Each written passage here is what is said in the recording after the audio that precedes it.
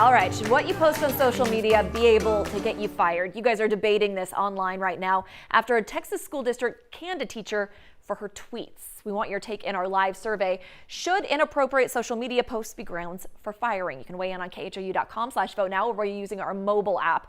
Now, Georgia Clark had been an English teacher at Fort Worth's Carter Riverside High School here for 21 years when she fired off a series of tweets on May 22nd. Take a look. So Clark's deleted these since, but she tweeted at President Trump, writing things like Fort Worth ISD is loaded with illegal students, drug dealers are on our campus, and the Mexicans refuse to honor our flag. Once administrators saw these tweets, they put Clark on administrative leave. And last night, the school board voted unanimously to terminate her.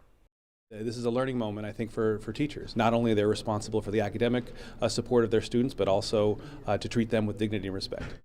Now there's this debate. Some people, like this person, have responded with free speech and the rule of law are dead at Fort Worth ISD. Here's hoping a bulldog lawyer gets her a hefty settlement against the school district and or city. Now, Clark does have an attorney. She has 15 days to appeal the board's decision. She didn't comment on it last night. But other people like Philip tweeted, workplaces have strict social media policies written into their handbooks.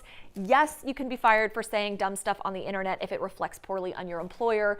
No, it's not a freedom of speech issue. He says he's surprised the adults on Twitter don't understand this. You can weigh in. Just use the hashtag HTownRush. Now we're going to get over to Cheetah for the one thing you need to know. Okay.